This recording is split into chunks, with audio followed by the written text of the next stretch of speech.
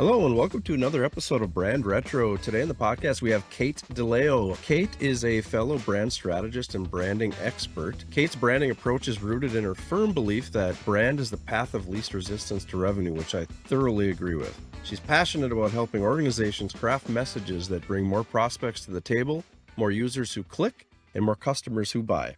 Hello, Kate, and welcome to the podcast. How are you today? I'm well. Thanks so much for having me, Mike. Yeah, thank you.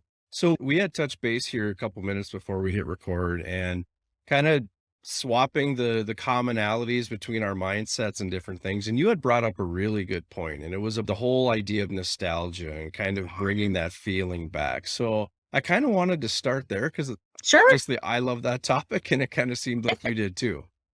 Absolutely. So, oh my gosh, when we think about branding, and again, I'm not a visual brand expert. I mean, if you asked me for a logo, I'd give you a stick figure. It would be terrible. But neither here nor there. You know what? In the messaging side, which is what I touch on, Mike, for brand, nostalgia is critical. It's really at the heart of how you shape your narrative.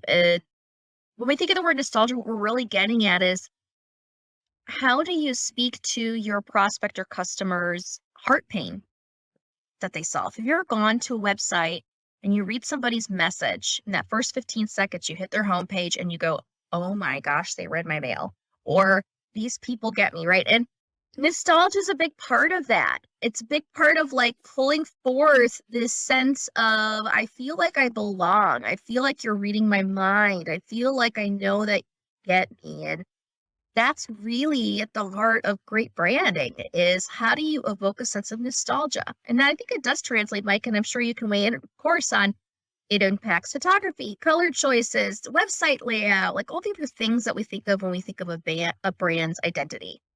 Yeah, I mean, there's a lot of surface level things that go into a brand, and I think there's strategy and there's best practices and there's Yeah. things that can be applied.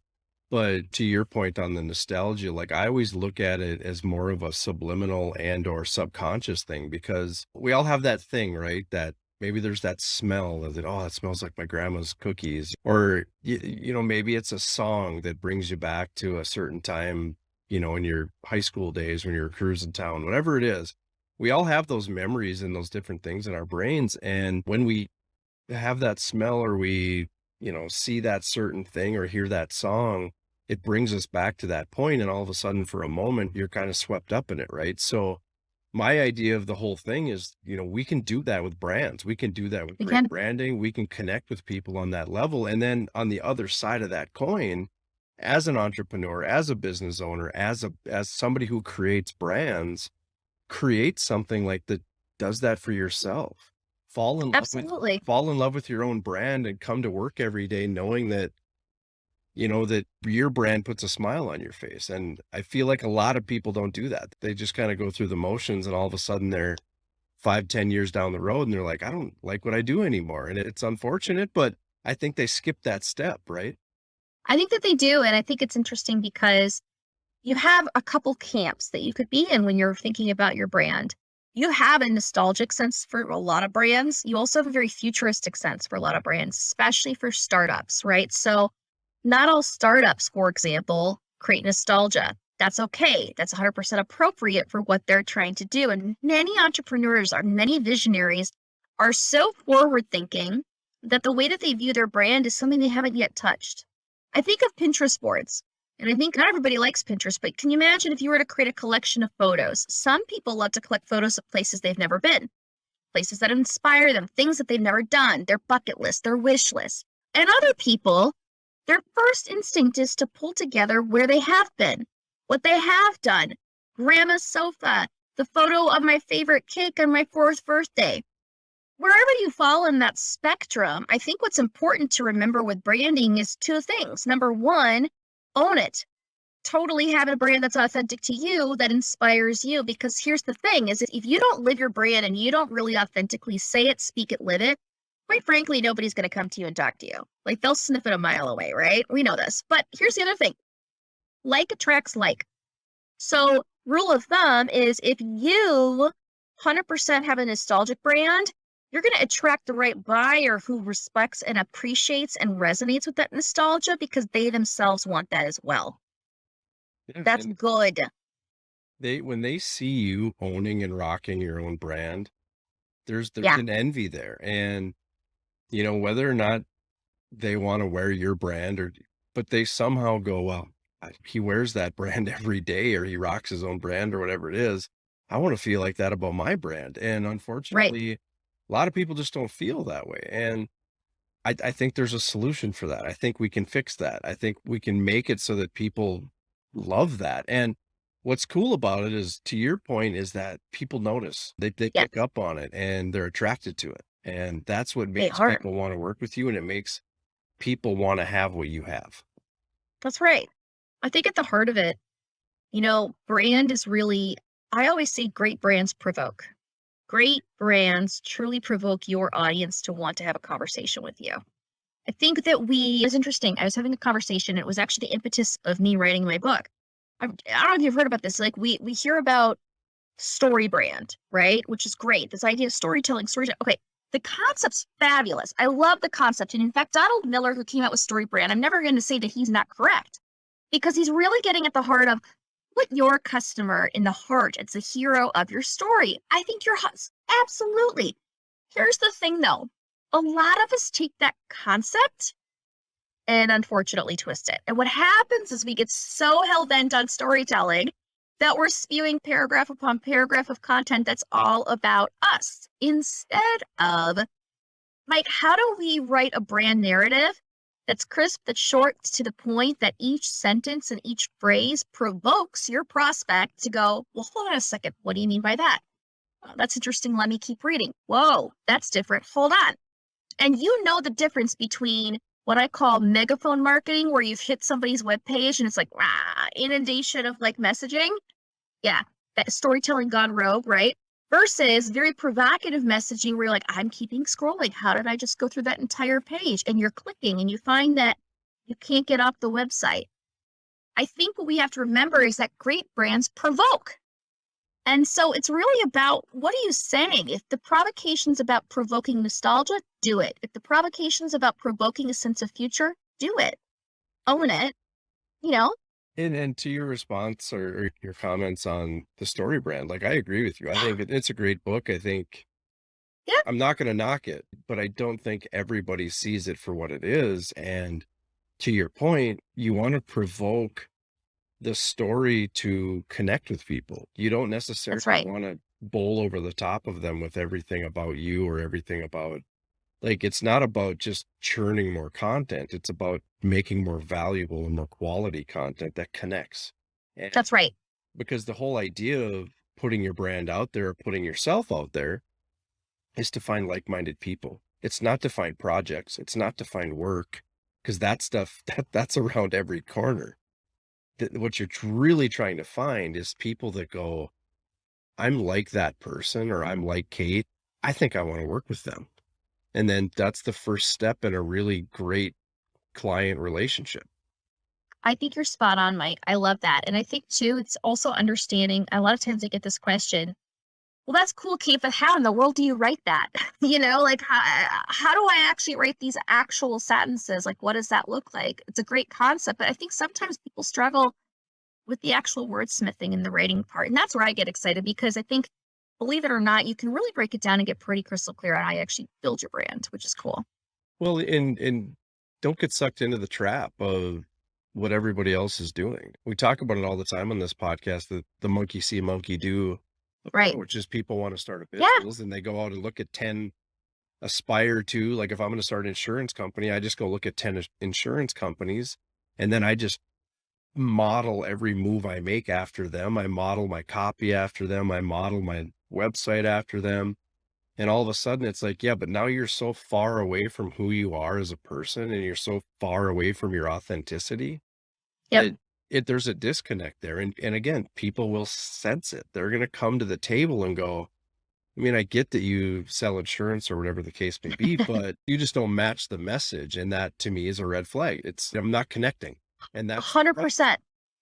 Well, it's so funny you bring this up because, okay, so I had a client ask me, he's like, Kate, we've gone through this like super robust workshop program with you. We're building the brand. At the end, he looks at me and he goes, you didn't ask me a single question about my competitors. I was like, no. Okay, so I used to, Mike, have this whole entire page of questions about competitors, right? It's worthless. I'll be super candid with you. You know what's interesting is, quite frankly, as an entrepreneur, you know your competition. Like, let's just be real. I don't need to know that to help you write a great message. You already know how you're different. What is more interesting to me is what makes you unique, not what your competition's doing and saying over here. Like, do you really care that much about your competition that you want to be in the same sea of sameness as them, or do you want to stick out in that sea of sameness? If they're blue-green, why are you blue-green? Go be orange. Go be purple. Go. And it's kind of like even picking your tone of voice with your brand, Mike. Like, the tendency when we write is we write these super corporate sentences. So I asked this question. I'm like, okay, you know, if your brand were a person, who would it be? Because to get the tone of voice correct, saying, well, if you're a blue pen, why would you write in a red pen? We need to know how you actually sound, how you actually show up, so that it's not blah, blah, blah corporate-y speak, but it really is crisp. It's really clear. It totally has the level of humor and intonation of what would come out of your mouth. I always talk to my clients too about what's your aspire to, and it does not have to be Yeah. industry specific. Like I don't, because I'm like you, I don't necessarily care about your competition, and I'm not gonna. I might see who they are and go, okay, well, at least I know who I'm looking at, but I'm not going to spend much time on it because we're trying to craft something unique to you, not necessarily unique to what somebody else is doing or trying to mimic them. So when I take it to the aspire to, it's like, well, what do you want to look like? Where do you want to be in this thing? I mean, I'm assuming you want to crush the competition, right? So we certainly don't want to build like them, and that to me opens up possibilities. It opens up the discussion and hopefully it opens up their creativity to think bigger because I that's agree. that's where we get stuck is we all look at the guy next to us and think, well, that's the standard. And it's like, well, not necessarily. No, now, more often than not, what I find, and I work predominantly with startups and small businesses, and a lot of them really are disruptors. They're doing brand new things, and the measuring stick by which they use to build their brand is just themselves and themselves alone. And I see the difference when I see startups that go to the next iteration and level, whether that's level of funding or that all of a sudden they've got major traction in the market. And the ones that stayed true to their own measuring stick with their brand did far better than the ones that have tried to actually be like the competition. It's It's it, just fascinating. well, it's funny you say that because when I first started CyberDogs, when I was networking hard, I was knocking on doors, going to networking groups and whatever. I had plenty of conversations with people that would ask me questions about, Right. so you wear a baseball hat like that every day? And then I know what they're asking me. They're asking, "Why haven't you gone shopping for khakis and a button-up shirt?" Right. That's what they were asking me. And I spent a decade plus wearing khakis and button-ups prior to starting my own business, and I just decided that really was never me. It was just the dress code of where I worked, and now that I can do my own thing, I'm gonna be as much me as possible so that people either like it or they don't, and I can use that as a filtering process. I can use that as Yeah. a tractor. And I just don't know in traditional entrepreneurship or even in those networking groups, I don't think that was understood because they've kind of got Right. that monkey see, monkey do attitude. Like literally it's you got to go get yourself some khakis, a button-up shirt, and maybe like a leather, binder of sorts that looks kind of Right. corporate. That's where you start. And I'm like, no, I did that once and it didn't work for me. Well, it's interesting because, like, in the process of creating your brand and really owning your brand and living your brand, I think that principle of like attracts like. So first one, you have to be you. But then if you recognize that like attracts like, it's very fascinating because I think that there's this misconception for entrepreneurs and founders that we have to have a brand message that's supposed to resonate with everybody. Like they go, okay, technically speaking, Bob, everybody needs you and could use what you have. Here's the thing though, not everybody's going to buy from you. And are you ready to make a decision that you're totally okay with that? That actually your success hinges not upon your ability to reach everybody, but on your ability to deliver a singular message to one or two audiences that actually resonate and are attracted to you, that like attracts like. And if you do a really good job at that, over time, your market share will expand and more people will like you and find you and want to work with you. And Mike, this is so fascinating. I get this example all the time. You know who was brilliant at this? Facebook. Okay. Do you remember when Facebook came out? Right. I was a freshman in college in 2004 at the University of Minnesota. Oh my God, I'm dating myself here. Okay. But Mike, okay, it was around before then and it was like predominantly at Harvard, then it was East Coast, right? Then in 2004, they opened it up to like, I don't know, was it a couple hundred universities around the country? Not everybody. And I was one of the first classes, freshman year, 2004 at the University of Minnesota. We had 50,000 students on campus. What people don't remember about Facebook is that Facebook's actual target audience has evolved multiple times as they gain traction with their one or two small audiences. And then they expanded, and then they expanded, and then they expanded. But for many of us as entrepreneurs, we think we have to be here when really your revenue success comes from doing a really good job here. Yep. Own who you are. You speak a specific message to a specific group of people that love you. And all of a sudden you start getting referrals and other people noticing you. And then you go, oh, interesting. Now I can expand my message and my market share expand. Yep. And we naturally start broad because we feel like that's the thing to do to hit more people or to provide more service or to just do more. And Yeah. I talk about it with clients all the time where we got to start broad and go narrow. And they say, well, why go narrow? Why limit ourselves? And it's like, well, you're not limiting yourself because when you go narrow, then it expands again to be your niche. It expands then to be the things that you're truly meant to do and not necessarily all the stuff you're not meant to do. So if you think about it, Yes. track wasted time, that's your beginning. That's your broad spectrum Yes. where it's like, I'm not making any money on 9 out of 10 things that I do. Well, then stop doing 9 out of 10 things. Thank you. Oh my gosh. I love that you take that philosophy because I think the tendency, though, I mean, let's call it out, right? Most of us in this entrepreneurial journey, well, if I don't serve everybody, I'm not going to get the money in the door. There's like this fear mindset. And I think we should call it out. It's very typical for us as founders to recognize that, like, listen, many of us do not have this $1 million business as a solopreneur. That's okay. And so we need to bring in revenue. We are responsible for revenue for our companies or for building and scaling a team. But the tendency is that we think we have to serve everybody and that we don't want to miss out on a revenue opportunity, even if it's a bad revenue opportunity, even if it's not work that we love. I ask questions all the time when it comes to like selecting your services. So if you own you then niche it on your audiences, you got to niche it on your products and services, right? Well, I ask, what do you love to do the most? What's your sweet spot that everybody goes to you for? What are you known for as the expert of? What's the easiest to do? What's most duplicatable? What gives you the highest margins? That's the thing that you should be productizing and selling. That's this other stuff. Yeah. I sell one thing. That's it. My revenue has done 10x when I went from 5 services down to 1. Yep. And your overhead probably dropped and a lot of things probably went the right direction for you because you weren't trying to be everything to everybody. Hard thing, though, for most of us to figure out how to do it. I think it's okay to recognize that.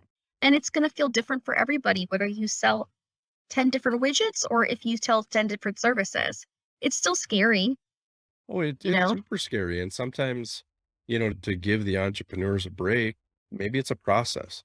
But as long as Oh, you I can, think so. yeah, if you can identify it and you can transition and migrate towards that niche and that more narrow approach, you're going to be way better off. Yeah. Unfortunately, we find ourselves in a little bit of a rabbit hole sometimes because we take on all these services and then it's like, well, how do I just shut them off now? Well, Mhm. as it becomes available, you shut them off and try to pare down. Might be That's a little right. bit of a process, but you want to get there. You want to try out some things and see what works and what doesn't. But when you figure it out, Absolutely. go with what does. Follow the stuff that Yeah. makes money It and the stuff you enjoy. I agree. And I think that, for me, it was a process. I didn't go from like, 10 to 1 overnight, but I went from like 10 and to 3. And then I sat on a 3 for about 6 months. And then I was like, actually, this is the thing that keeps selling and making me the most profit. Hold on. Oh, and this is the one thing that nobody else does. Yep, I'm going to do that thing, and that's also enabling me to niche in, also allowed me to build, I guess, my reputation as an entrepreneur, for another way to say it, of people then saying, oh, Kate, call her for branding. She's that brand lady. So I wasn't really known as anything until I did niche in, and it has helped me. It really has. Yeah, I mean, I think that's great advice for anybody that's trying to find their way out there, whether it's in this industry or another, is that you got to find what you're Totally. good at because Yes. you want to be known for that thing. I mean, there's a lot of I always use sports analogies, but there's a lot of athletes out there that could do a lot of different things and you don't know any of their names, but you know who all the home run hitters are. You know who the guys who steal bases, you know what they do. It become known for that one thing and the rest of it will take care of itself. That's true. So let's talk about your belief on path as the least resistance to revenue, because I totally agree. I think it's one of the most overlooked aspects of building a brand and building a company. Unfortunately, there's probably like 1,000 reasons why that is what it is. A lot of times I feel like marketing's just looked at as, like if I'm going to spend money, I'm going to spend it over here. I'm going to go out and get that $50 logo. I'm going to go out and try to fast track this brand and this foundation piece. And for me, it's like, dude, that's your biggest mistake. I'm not saying Yeah. spend the moon in that area, but spend it appropriately and spend it equally. And that is your foundation. Don't bypass that. Well, yeah. So I'll walk you through the reason. The reason I say this, it's so funny. Like I trademarked it forever ago, and I'm glad I did. But basically, the belief, the whole philosophy of the way that I write brand, right, is that your brand is your path of least resistance to revenue. The reason I say that is because anytime you're talking to somebody, and anytime whether somebody hits the homepage of your website, or you're in the Zoom room having a conversation, or you're in line at Starbucks, there's three things that they want to know. And this is the three core components of brand messaging that sell. Tell me what you do, tell me how you solve my problem, and tell me how you're different from the competition. In that order. I happen to call that the brand trifecta. That's the method that I have built the last 10 years and teach. But what that actually looks like in your brand is a tagline that says what you do, a value proposition statement that says, here's your pain and here's how we solve that pain.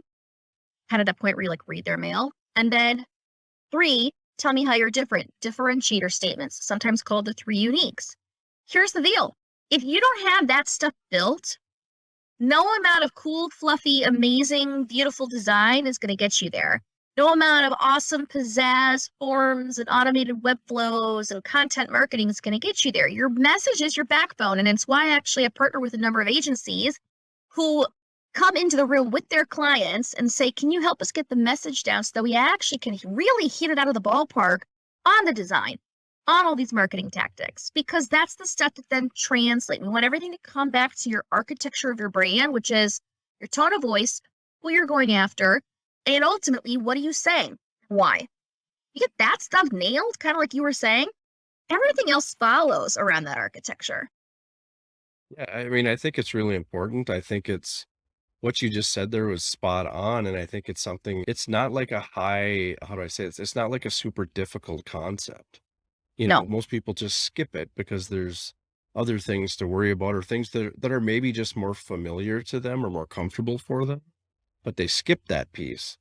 And it's like that discussion could be, it could be a half a day, it could be a full day, it doesn't matter. But the time vested in that discovery is going to pay you dividends for possibly a lifetime. It is the thing that ultimately gets the right prospect to the right table at the right time. Your brand message, that is what it is geared at doing. Yeah. Not all your features and benefits, not all your white papers. I'm sorry.